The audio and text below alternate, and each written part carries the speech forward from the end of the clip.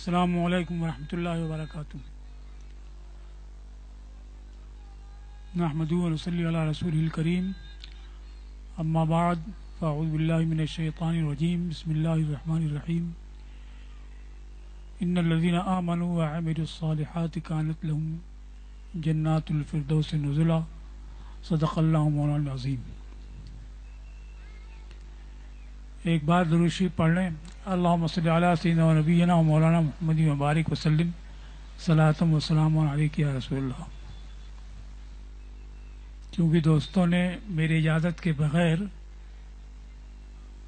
بار بار میری تقریر کا اعلان کر دیا، اس لیے میں ان کی بات سچی کرنے کے لیے حاضر ہو گیا ہوں،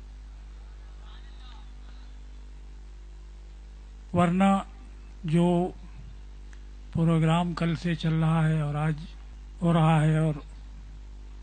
10 بجے شب تک چلتا رہے گا، یہ ہماری اور آپ کی ضرورت ہے کہ ہم دین سے واقف ہوں، اپنے صحیح عقائد، اپنے صحیح احکام اور اعمال سے واقف ہوں اور صحیح طرح سے ان کی بجاوری کی کوشش کریں۔ تحریک سنی دعوت اسلامی دین اور علم اور عمل ان سب کو عام کرنے کی کوشش کر رہی ہے، جلسوں کے ذریعے، اجتماعات کے ذریعے اور ہفتہ وار محفلوں کے ذریعے، مدرسوں کے ذریعے، اسکولوں کے ذریعے اور کتابوں کے ذریعے، تقریروں کے ذریعے، جو بھی ان احباب کی وسعت میں ہوتا ہے، دین کے فروغ کے لیے، اپنے بھائیوں کے نفع کے لیے اس کو عمل میں لانے کی کوشش کرتے ہیں۔ اب آپ حضرات کی ذمہ داری یہ ہے کہ ان ذرائع سے استفادہ کریں اور اپنے دین کو، اپنے عمل کو درست کرنے، فروغ بخشنے اور روشنی دینے کی کوشش کریں۔ یہ ہماری اور آپ کی ذمہ داری ہوتی ہے، اور اسی سلسلے میں یہ 2 روزہ اجتماع گلبرگہ شریف کی سرزمین پر بھی منعقد ہوا ہے، تاکہ آپ حضرات زیادہ سے زیادہ فائدہ حاصل کر سکیں۔ اس سلسلے میں دارالعلوم جماعت رضائے مصطفیٰ کے جلسہ رضا پوشی کی تقریب بھی ہوئی، اور جو دارالعلوم 1988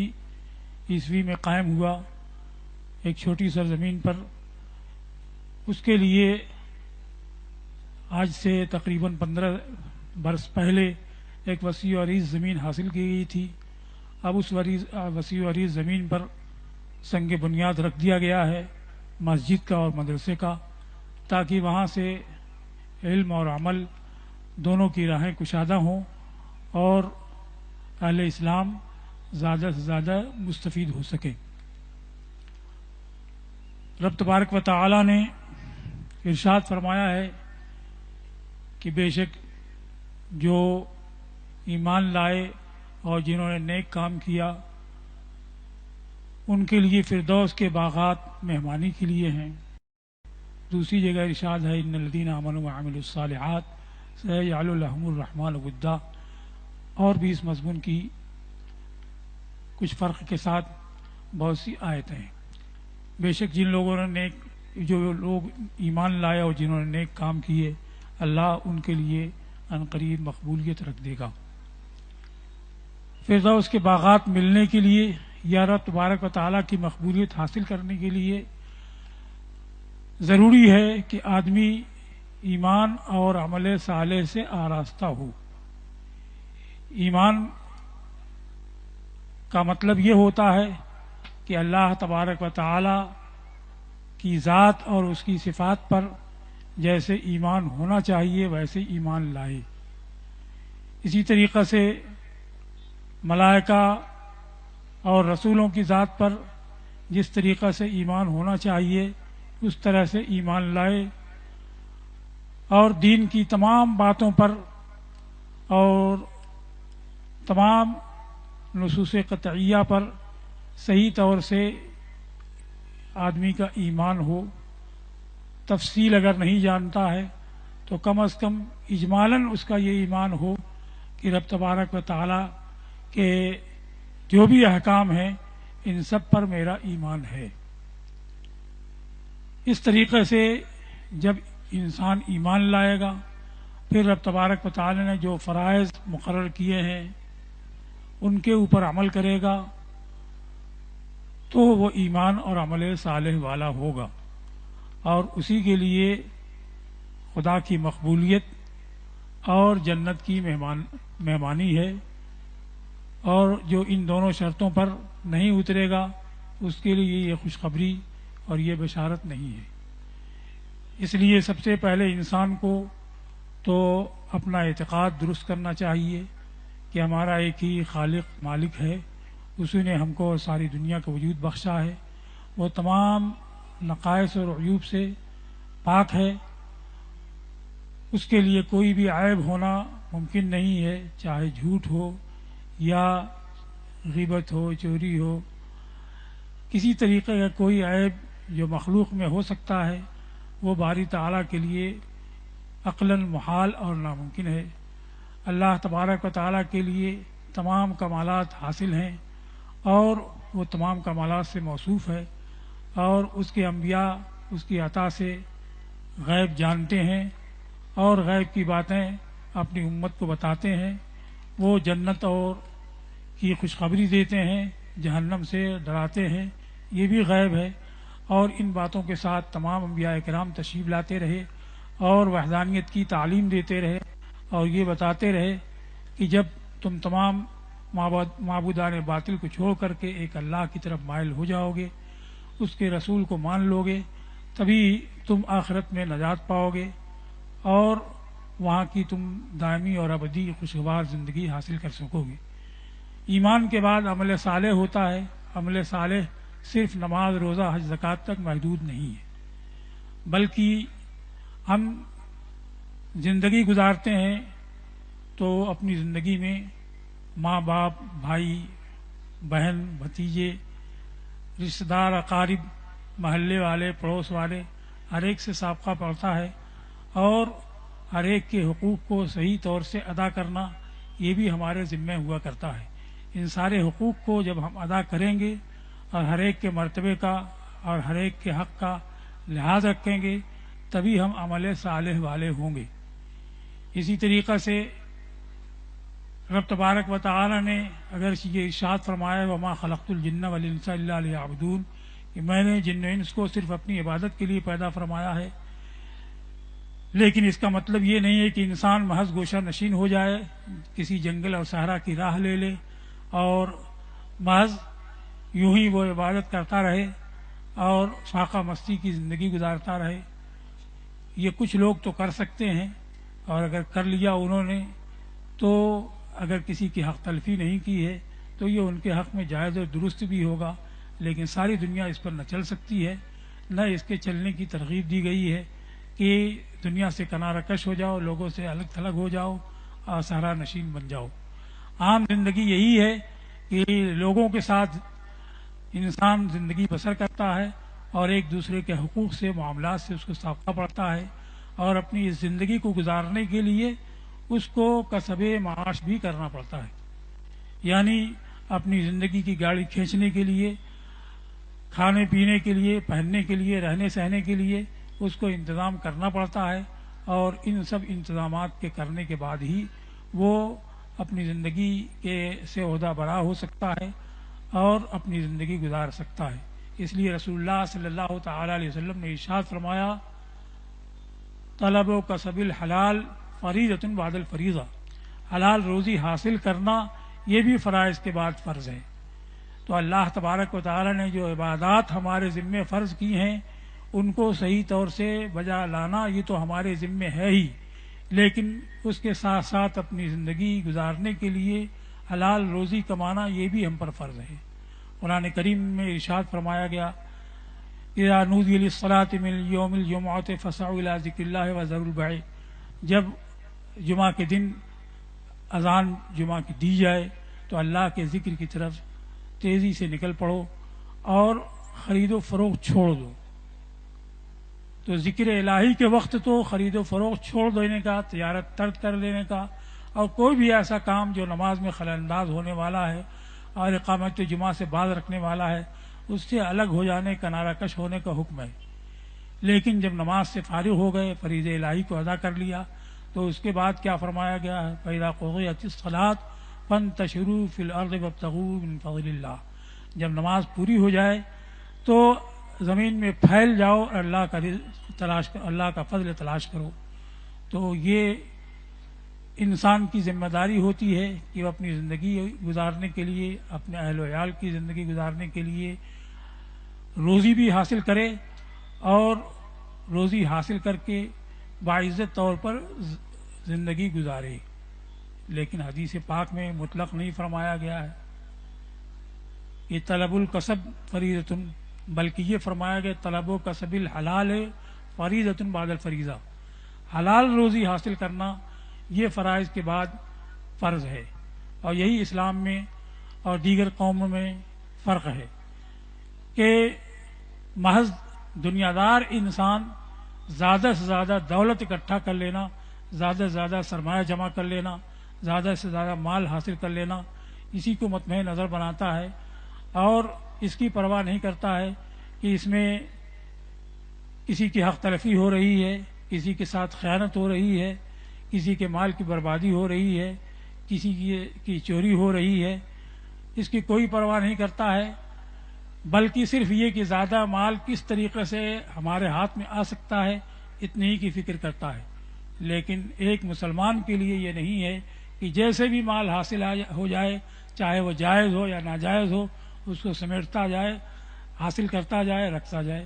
یہ ایک مسلمان کے لیے نہیں ہے۔ ایک مسلمان کے لیے ہے طلب و کسب الحلال،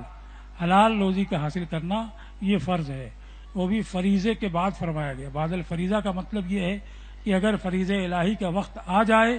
تو اس وقت اپنے اور کاروبار کو چھوڑ دے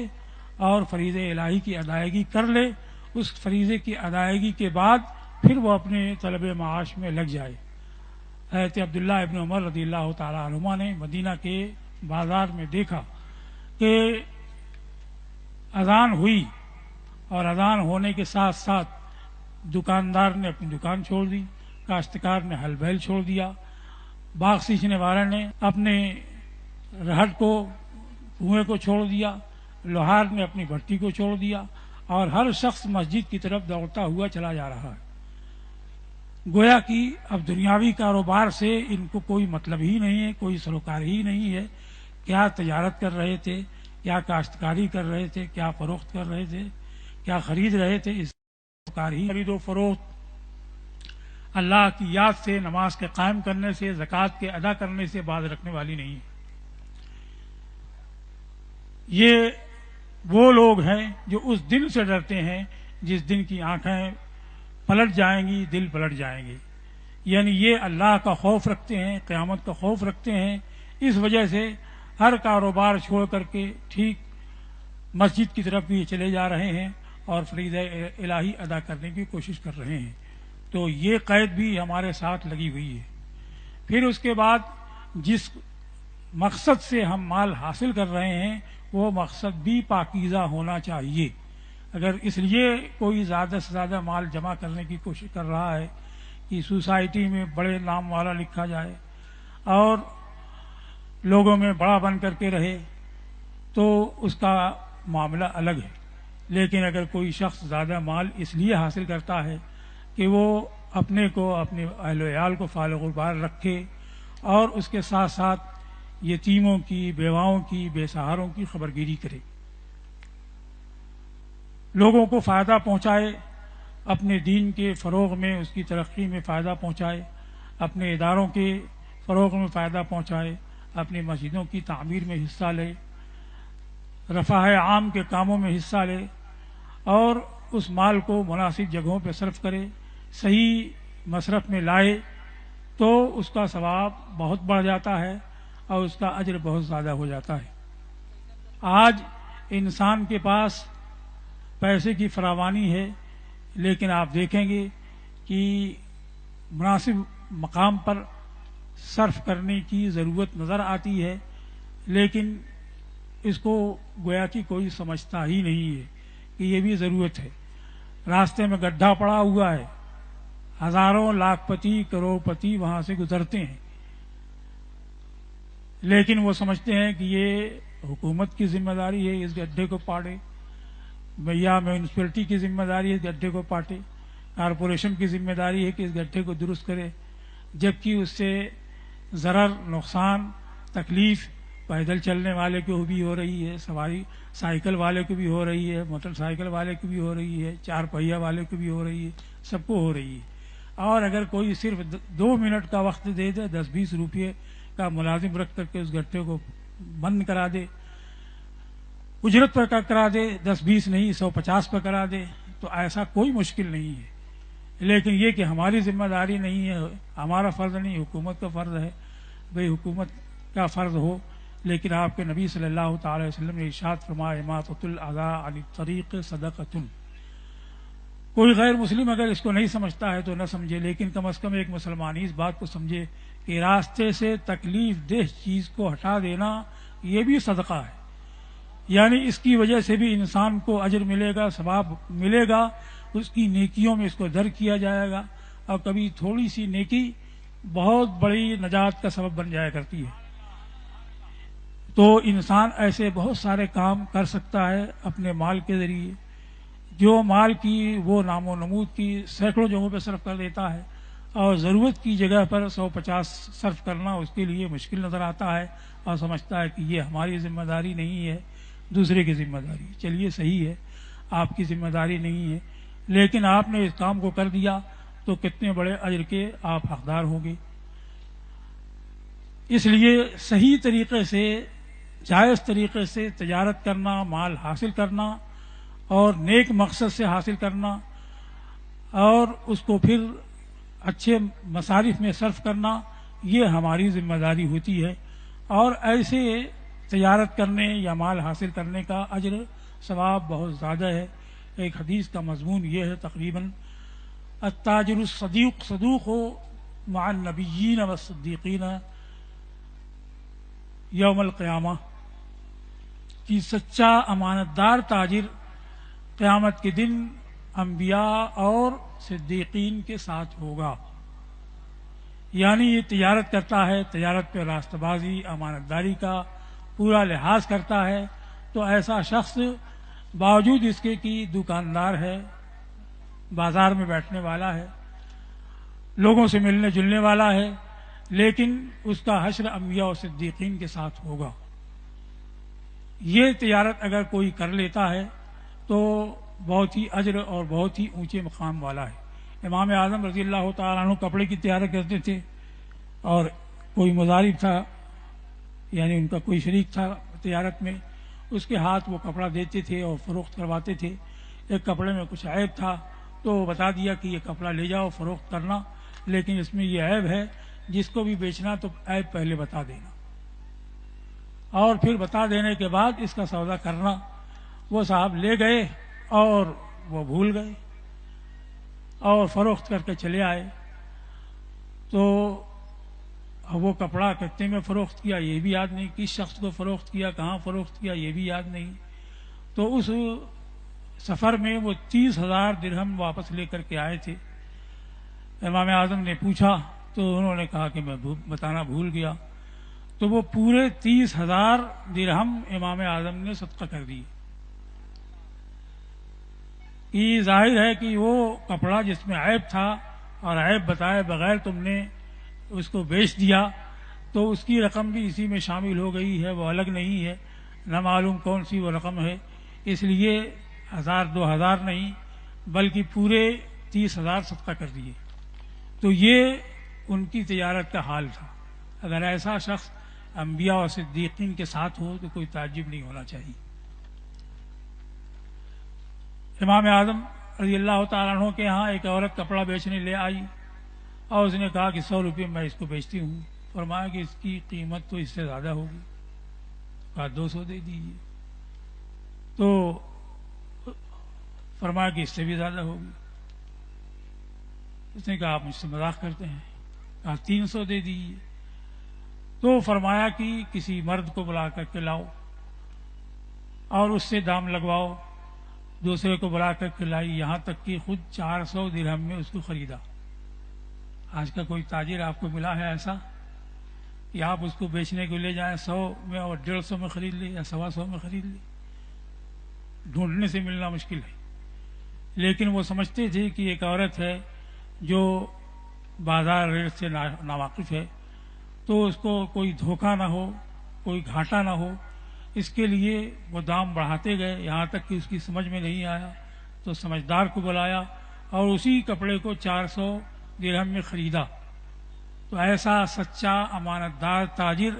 انبیاء و صدیقین کے ساتھ ہو تو کوئی تعجب کی بات نہیں ہے۔ امام بخاری رحمۃ اللہ تعالی علیہ بھی کسی دوسرے شریک کے ساتھ کام کرتے تھے، خود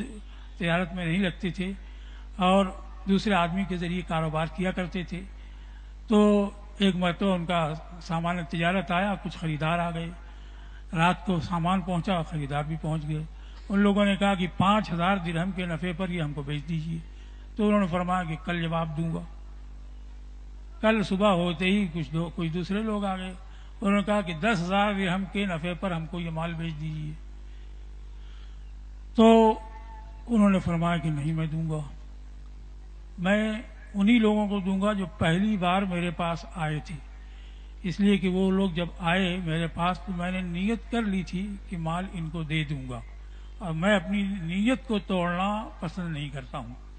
اس لیے 10,000 کے خریداروں کو چھوڑ کر کے 5,000 کے خریداروں کو وہ سامان دیا۔ تو ایسے بھی تاجر گزرے ہیں، آپ بھی ان کے نقش قدم پر اگر چلنے کی کوشش کرتے ہیں اور حلال حاصل کرنے کی کوشش کرتے ہیں، امانت داری راست بازی کی کوشش کرتے ہیں اور اس کے ساتھ ساتھ اپنے مال کو کار خیر میں صرف کرنے کی نیت رکھتے ہیں، ضروری اور مناسب جگہوں پر صرف کرنے کی نیت رکھتے ہیں، تو آپ کا یہ کسب حلال، آپ کی یہ تجارت، آپ کی یہ کاشتکاری اور یہ دنیاوی امور، یہ اللہ کے نزدیک بڑی فضیلت والے اور بڑے ثواب والے ہیں، اور یہ آپ کے اوپر فرض بھی کیا گیا ہے کہ دوسرے کے اوپر بار گراں بن کے نہ رہیں بلکہ اپنے کسب کی کوشش کریں۔ تو اس طریقے سے آپ کے اوپر بہت سے معاملات ہیں دنیاوی بھی جو عائد ہوتے ہیں، اور ان کی بجاوری کے بعد ہی آپ عہدہ برا ہو سکتے ہیں، اور اسی کے بعد آپ مستحق ہوں گے الذین آمنوا وعملوا الصالحات کی، جو ایمان لائے اور نیک کام کیے۔ صرف نمازیں ادا کر لی لیکن دکان میں پہ بیٹھا تو سراسر جھوٹ بولتا جا رہا ہے، خیانت کرتا جا رہا ہے، لوگوں سے ملتا جلتا ہے، تو ان کی غیبت، کسی ایک دوسرے کی غیبت کر رہا ہے، اب اس کے پڑوسی ہیں ان کے حقوق ادا نہیں کرتا ہے، اس کے بھائی بند ہیں ان کے حقوق ادا نہیں کرتا ہے، تو یہ شخص عمل الصالحات والا نہیں ہوا۔ پورا عمل صالح والا جبھی ہوگا کہ تمام احکام اسلامیہ کی رعایت کرے، ان کی پاسداری کرے اور ان کو عمل میں لانے کی کوشش کرے۔ میں نہیں کہتا کہ آپ ایک ہی دن میں ہو جائیں گے، لیکن اگر آپ احکام اسلامی کو ہم سمجھتے ہیں اور اس بات کا احساس رکھتے ہیں کہ ہم اللہ کے بندے ہیں اور اللہ ہی کے حضور ہم کو حاضر ہونا ہے، تو ہماری زندگی جو چند روزہ ہے اور وہ زندگی جو کہ دائمی ہے، اور اس زندگی کے مقابلے میں وہاں کا صرف ایک دن یہاں کی 50,000 سال کے ایام کے برابر ہوگا، 50,000 سال کی مدت کے برابر ہوگا صرف آخرت کا ایک دن۔ تو آپ کے لیے کوئی مشکل نہیں ہوگا کہ آپ پوری زندگی احکام الہی کے مطابق گزاریں، ایک دوسرے کے حقوق کی رعایت میں گزاریں، عبادت کی حفاظت میں گزاریں، یہ آپ کے لیے کوئی مشکل نہیں ہوگا، جبکہ آپ کا یہ تصور ہو کہ ہم کو محض اس دنیا کے لیے نہیں بلکہ ایک اور جہان کے لیے پیدا کیا گیا ہے، جیسا کہ ہمارے آقا صلی اللہ تعالی وسلم نے ارشاد فرمایا الدنیا مزرعۃ الآخرہ، دنیا آخرت کی کاشتگاہ ہے، یعنی اصل پھل اس کو وہاں ملنا ہے، اور यहाँ उसको काश्त करने का, बीज लगाने का, खेती करने का मौका दिया गया है। अगर यहाँ नेकियों की खेती करता है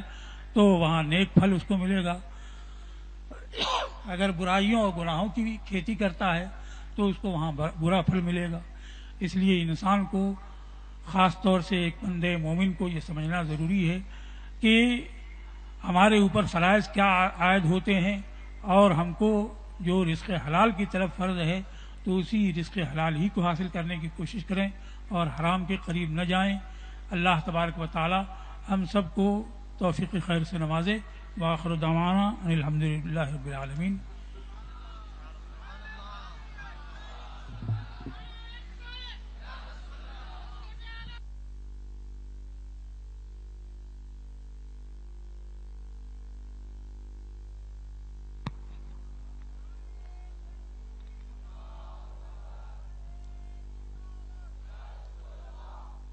शम्म रिसालत के परवानों, बहुत सारी बातें अभी भी आपने हुजूर सदरुल उलमा